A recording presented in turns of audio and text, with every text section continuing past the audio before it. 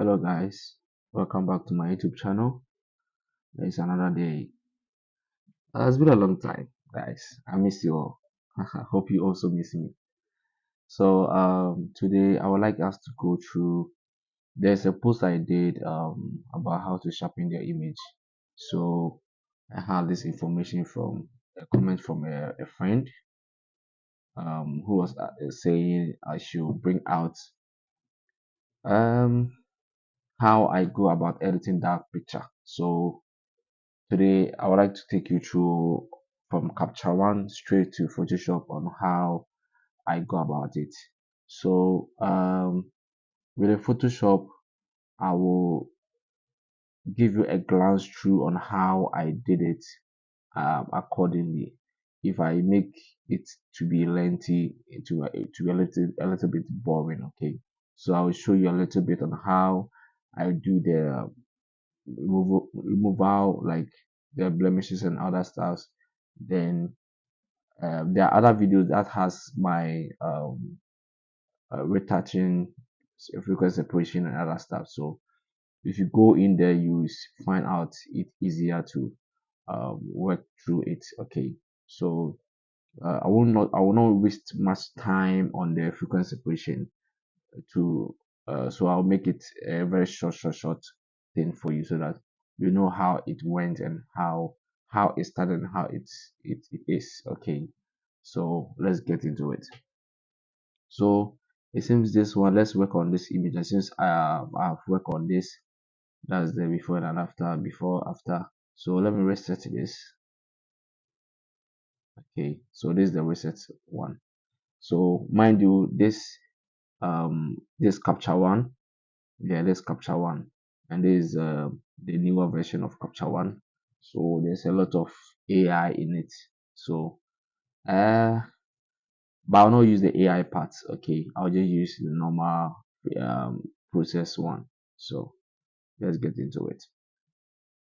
So with this, what mostly I do is I go to my exposure, increase my exposure a little bit, increase my contrast because I need a little bit of the contrast, the blacks being popped in it. Okay, so I increase my saturation a little bit because she's fair.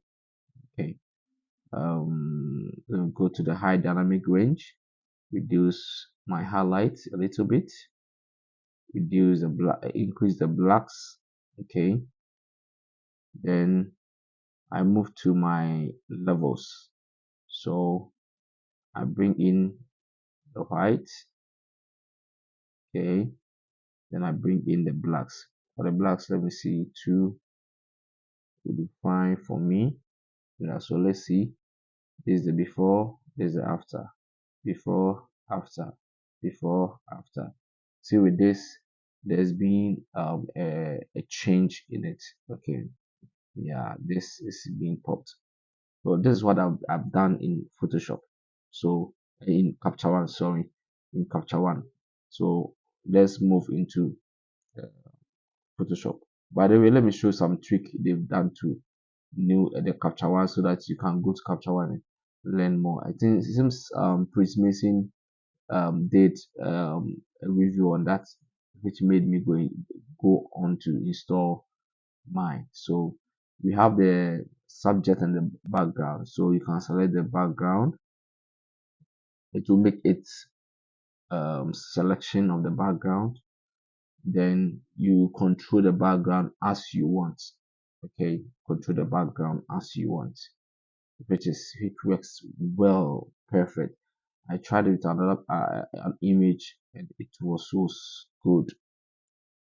I really loved it. I really loved it. Just that they've not make it more intent that you can copy that AI selection to that another image. I think they have to fix that. Yeah. So let me press M to see. So it has selected the background and selected the body as well. So what you're going to do is you go to the minus AI here, AI. Then you go here, select this to take it from, you see how it has done it. Let's see. Okay. All right.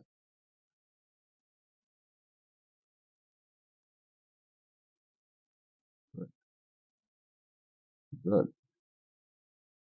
It is working fine. So let's see. I'll do it afterwards. So let's see what happens to the background, how you try to do this. So let's go back. Let's go. Let's dim it down a little bit. Dim it down a little bit. Add a little bit of contrast. See. Okay.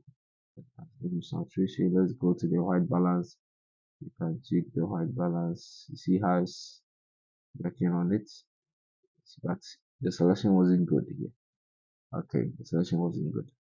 So that is the whole concept of my background. Okay, so let me delete it. Okay, so let's go. So right click, edit with Photoshop.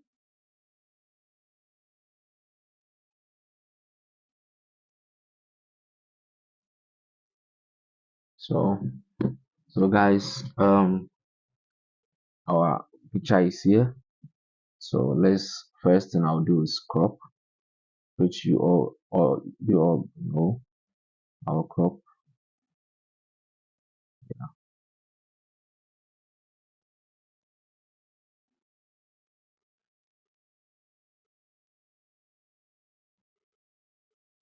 Crop in. Okay,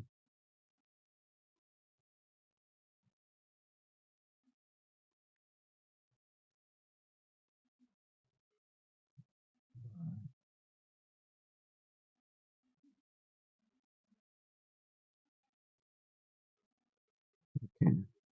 So now I'll take impulse.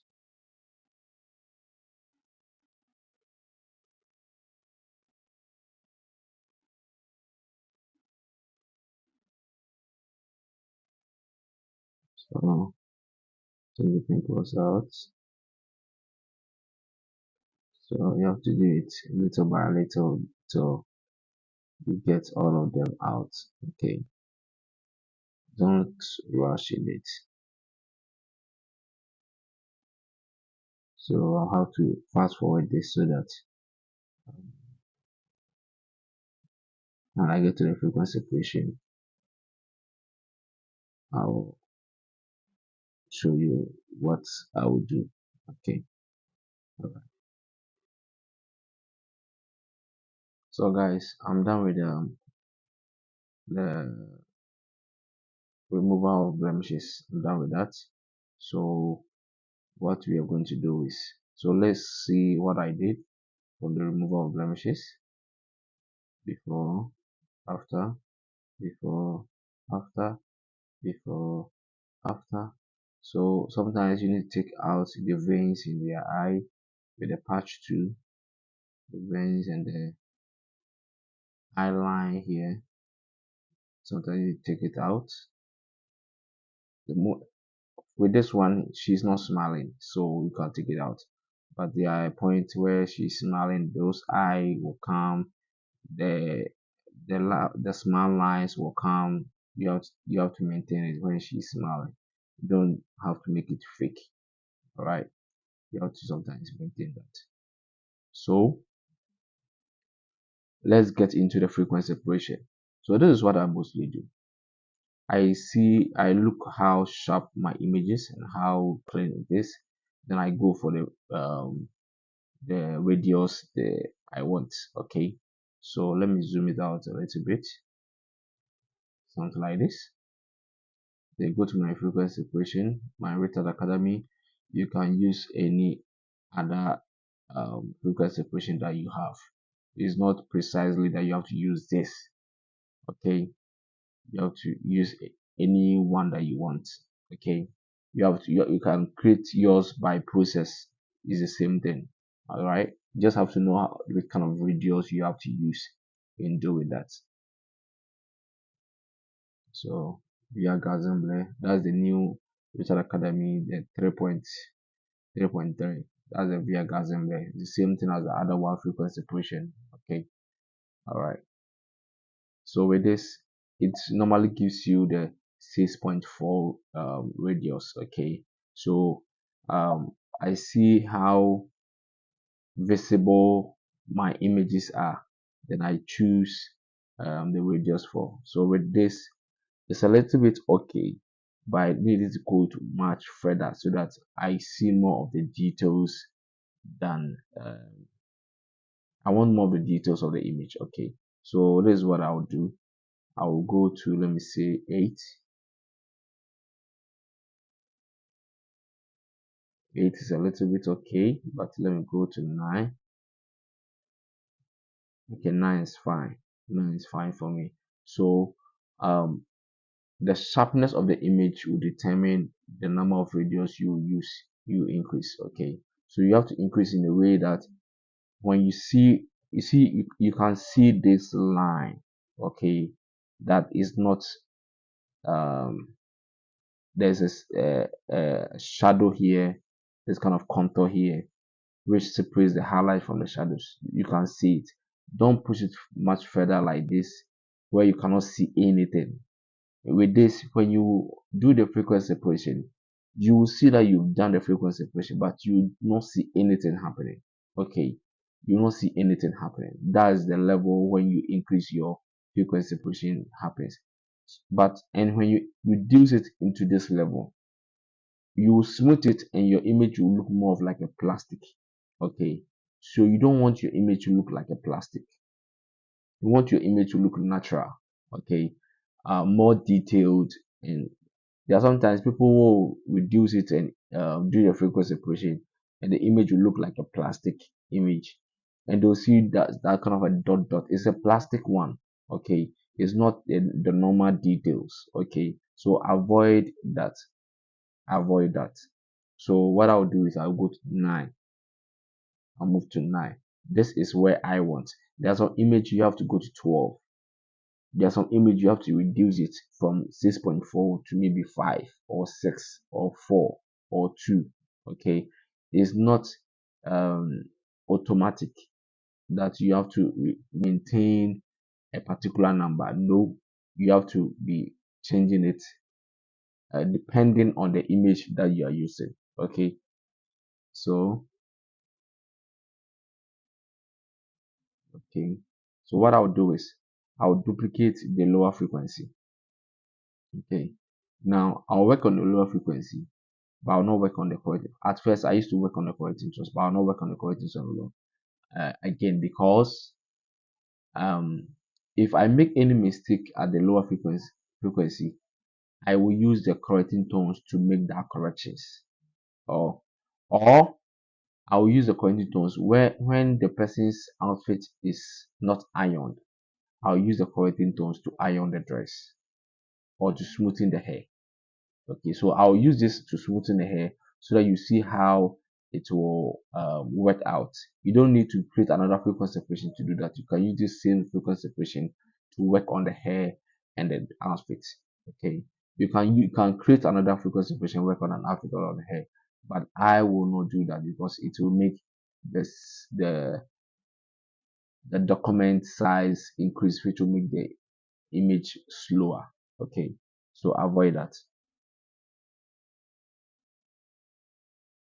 So let's go. So of this, go to my Mr. Brush, making sure all things that I want is accurate.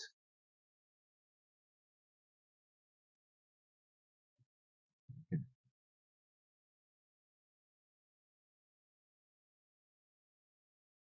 All right,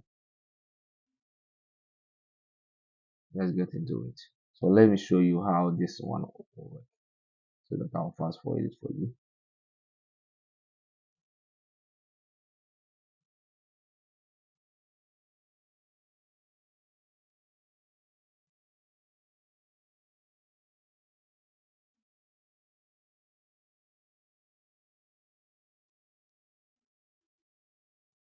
So guys, you see how it has worked. So now this is the before, This is the after. Before, after, before, after. You see, I have smoothened it, but you can still see the normal details that is already there. Okay, so that's what I want us to avoid, that plastic frequency separation that we normally see out there. Okay, I used to do that. It has happened to me before. Sometimes you need to zoom out so that you get what you want to do. Sometimes when you zoom in too much, you find yourself in a very big problem. At the end, you see that you've done a bad thing.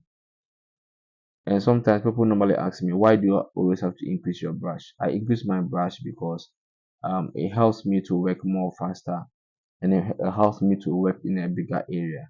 So something like this, if I reduce my brush like this, I have to work like this, work like this, work like this, work like this.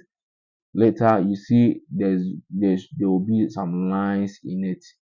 After everything, you will see that the image has done some way. I don't know how to express that here. Okay, so if I increase it like this, I have a bigger area to work on. So this a contour. So I'll work on the contour with this bigger size of the brush. Okay, so something like this, you get it. That is it. So here I'll work on something like this. See the way I'm working it so fast with a bigger brush. It will take time to get to work along with this kind of brush, but when you get used to it, it become more easier for you. Okay, so guys, now I'm done with the frequency separation. So now you can see the image now. So before and after, before and after, before and after. Let me zoom it out. Before and after, before and after. So you can see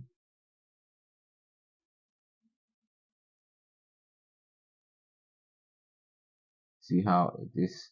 So let me try to work on the hair for you to see how you can use the correcting tones to do that. Okay, so it's the same way you do the frequency separation. Okay, the same way you do with the what's it called, sorry, the frequency separation on the skin is the same way, just that you have to be a little bit careful when doing that. Let's see if it will work. Okay, you see how it worked. See, yeah, so you need to be a little bit careful when doing it. Sometimes yes, you mess up with the hair. I really messed up with some particular parts. We are good to go. It's just a tutorial, not a beauty retouch which I'm doing for a client. Okay, it's a project I did for myself, but I've already done it, so there's no need for being careful about it again. Just to show you how it's been done. Okay,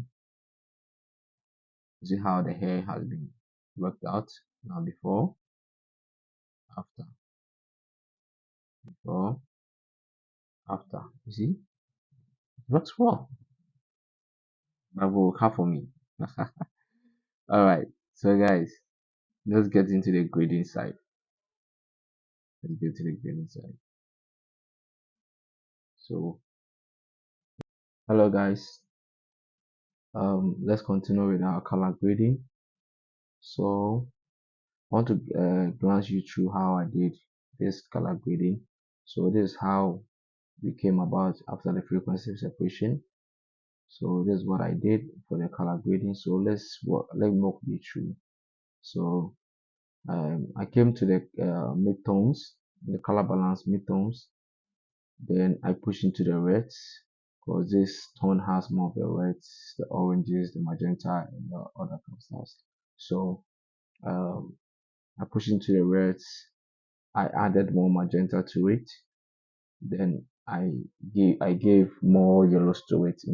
Okay, so that's reds, magenta, and yellows. Okay, then I went into the highlight. Okay, so in the highlight, I needed to add a little bit of the greens and the blues and the reds in it in the highlight so that it will pop up different from the skin tone of the mid tones. Okay, so I added a little bit of the tones into the highlights to make it pop. Okay, then I came into the shadows. So the shadows, when you do the midtones and the highlights, sometimes it affects the blacks in the images. So you find out that there's a little bit of the reds that is in the tone, in the midtones, or the skin, in the skin inside the um, highlights, inside the shadows, okay, inside the blacks. So what you do is just bring in the blues, and bring in the cyan so that um, it will balance itself. Okay, so this is the before. See how flat the black even is, and after, see how pop up the black has become. So this is what I did in the color balance. Okay, and the midtones and the selective colors, I added selective colors which gave it a little pop up. So I went into the reds, I added up certain things into the reds. I went into yellows, took some yellows and some other tones out of the yellows. Then I came into the greens, I did nothing. Came into the cyan, I did nothing. Blues, I did nothing. Magenta, I did nothing. White, I did nothing. Neutral, then I added some of the I reduced some and I added some to it. Okay, to make it a little bit neutral for me. Then I came to the blacks. Then I added up some more blacks into it, left into the black so that the image itself will pop up. Okay, so this is the before and after, before, after. So this is the whole before and after of the color grading. Okay, before and after of the color grading. So the image is stunning. Then I brought in my white in the eye. That I use a black and white. Then you mask it out. Then you brush in your color. Okay. Then I did a little bit uh, dodging and burning in it. So see how pop it came out. Okay. So this is it, guys. This is where we up to, and thank you for staying tuned. We shall meet another time, another day. God bless you all. And don't forget to subscribe, to like, and to comment. Bring more of your comments so that I'll know what to bring out to you guys so that we all learn. So I need more of your comments. Share to your friends, give a like, and let your other friends also subscribe. Peace out. Love you all.